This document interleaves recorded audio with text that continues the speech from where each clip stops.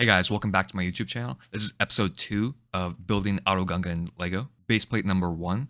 I've been working quite diligently on this section I'm looking at right in front of me. It's absolutely stunning, you guys.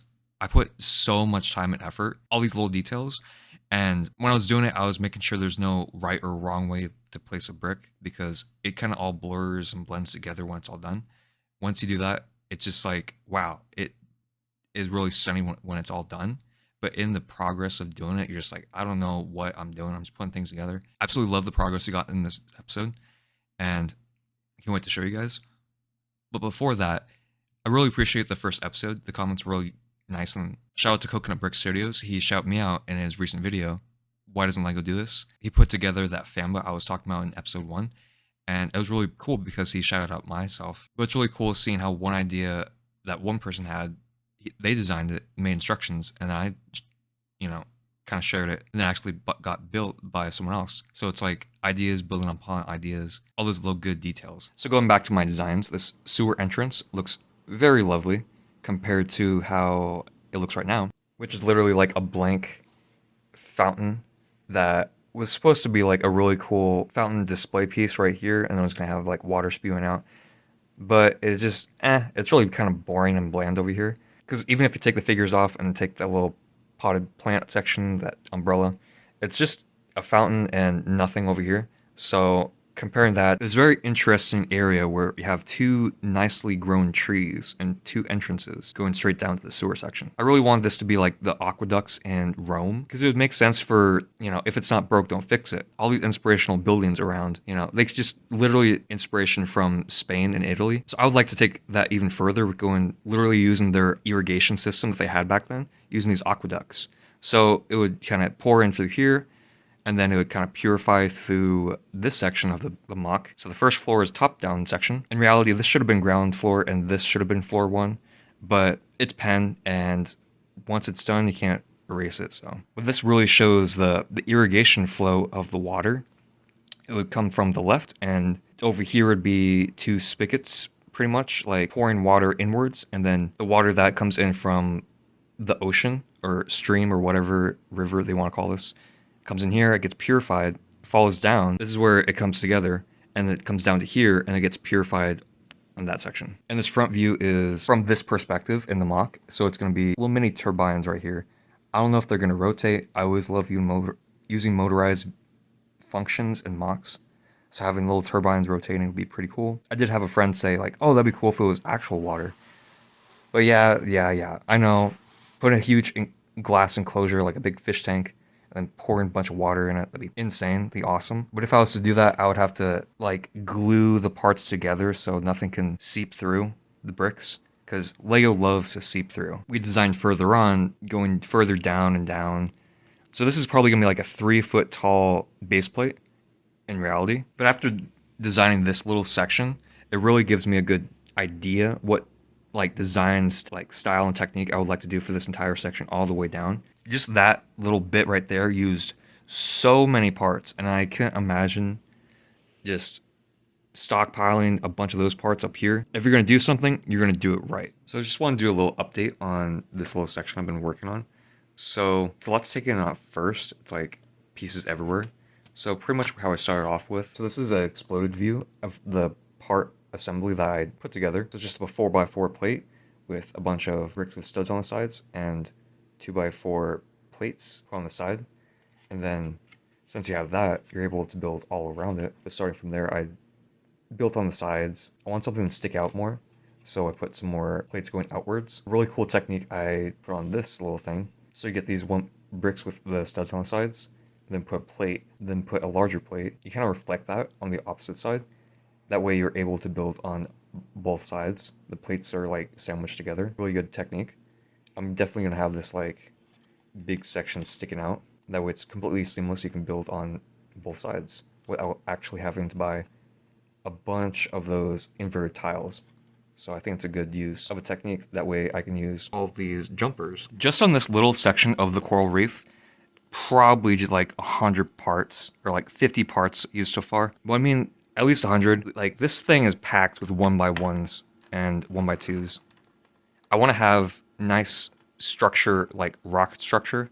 So I'm definitely gonna have an order in later for like some smooth tiles and inverted tiles and all the good little nitty bitty details. I'm not gonna explain exactly how I built this. It's a bunch of snot, studs it on top, put it on its side, and then you put it horizontally. So I'm just gonna go through the entire parts list over here. So we got some 1x2 medium, some nougat colors, and then 1x1 with a stud on the side. It's perfect for lots of greebly details. And then to the right, which is the most important, literally thousands and thousands of 1x1 tan plates. And this is going to be crucial for the entire coral reef of Gunga. This is a 1x1 brick, but with a stud on the left side and front and face of it. This is super helpful. I to use those parts on the intersection and then place a tile on the top. That way it's not super noticeable. I like to have lots of different variation of pieces. So you got some 1x1 tiles, and then they got some more 1x1 tiles, different colors, and then dark bluish gray. And they have cheese slopes, different variety, like nougat, pink, yellow. There's some tan, and there's some 1x2 tans. Down here I have a bunch of 1x1 red plates, and then above that, a bunch of 1x1 yellow plates. I kind of like using the yellow ones a little bit more because it doesn't stand out as much compared to like nice red. To the right of that, I have a whole container of these 1x4 tan plates, really helpful. And next to that is a 2x2 plate with a jumper plate type of tile thing. So these are the entire like part selection I've been using to build this a little bit.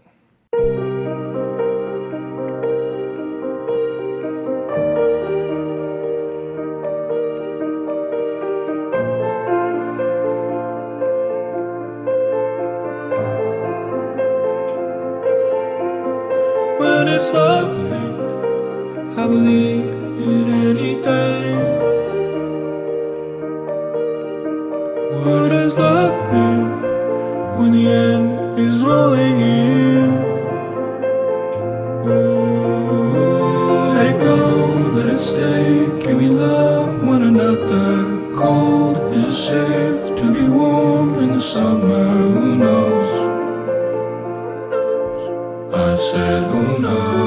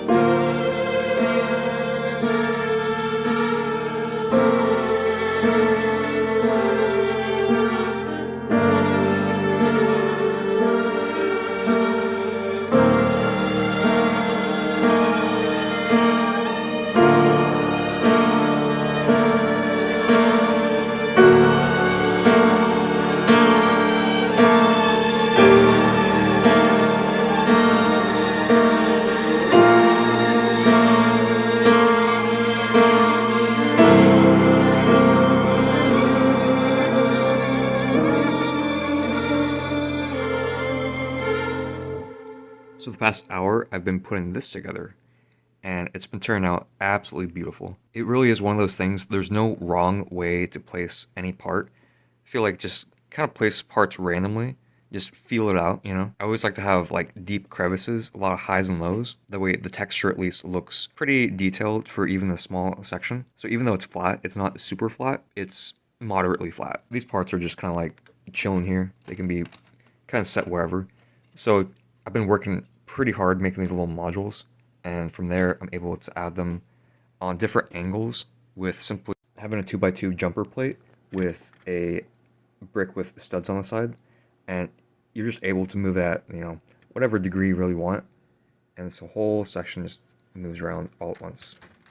And the section's only held by a single stud as well, and it's okay because this is all going to be interlocked together. When there's so many of these little modules like kind of loosely connected together, if you get a bunch of them together all at once, it's almost becomes one single part. So that's what I'm trying to do. When I was doing the details, I would make sure to add a little bit more of like a crevice in the center. That way it's not just, you know, a regular curve. There's a little bit more detailed interaction going on. That way this can go a little bit deep underneath, and then it's going to pop out these two ends over here. When I remove that base plate underneath, it really does look like a freeform mock, and it looks really nice. For being episode 2, I think it's pretty good progress. Usually, I never like to compare myself to others, but it's pretty impossible nowadays when everyone seems like they're doing the same thing, and it's so hard to make yourself different, but stand out, but not too different out there, nobody watches. So I thought Auto Gunga was like the perfect in-between, between like, no one's ever actually tried to even like come close, like a large-scale version of this, because I looked on YouTube, there's no videos, and so I was thinking some already building feed, and feed's been done so many times, I'm just getting burnt out, and like, there's only so much inspiration you can get from the same ideas. So really taking underwater to the depth, deep, dark trenches of Auto Gunga would be pretty awesome. And over here, I was making sure to keep the same kind of details on this original sketch I drew. The piece of paper is pretty small, so I enlarged it on my computer screen. And so what we've been working on is the entire front section right here. This is the shallow coral reef section of the mock, and what I removed was the entire top section above. Now it's just chilling over here with Claude. I've actually decided to name him Claude because that'd be hilarious if he had huge claws and his name was Claude. Get it? And it looks like Claude has gotten into a little bit of trouble with Master Chief. Okay, let me take that back. It's not Master Chief, it's just a regular Spartan. But I think it's pretty cool just to mess around and have fun, to see what looks good, because life is about having fun and building your creative aspirations, and I think this has turned out absolutely incredible. And literally, this is episode 2, and I've so many more ideas and plans for future episodes with you guys. But of course, this all takes time and effort, and that's something I have a lot that I want to share with you guys. And honestly, the one thing I want to motivate you guys is if you have an idea, you want to pursue something, do it, because there's no one stopping you. The only thing stopping you from achieving your goals is you. And it's going to be so much cooler once there's fish and coral, actual coral reef, and other droids, aqua droids, the big Auto Gunga city, and I've been working on the water section, so this is going to be the huge panel water section that's like underneath water. And that's what it kind of looks like when you look through it. And it's going to have an amazing looking effect once it's all, you know, put together. It looks really good right now, but I know it's going to look great once it's all come together the way I imagined. I'd love to know what you guys think about this in the comments below. What you want to add, what you'd change, what you'd prefer to see in the Gungan city. I must say, I absolutely love this series so far. It really gets me thinking about creative aspects of life, and inspiration's literally everywhere. And I always like the underwater aspect of, you know, Subnautica, the deep sea creatures, and how horrifying the real deep sea is in the real world. So what do you guys think about the entire episode? I absolutely love progress that I've gotten done on the second episode. I'm wanting to do it by like every other week or every week. It just kind of depends on how much progress I've been able to accumulate over the entire week itself. But a lot of days it's just like get home, exhausted, take a nap, and then wake up and then go back to work. Like a good intermission time where I get to spend, quality time with you guys, sharing my details, and really appreciate you guys for watching. Have a great day and see you next time.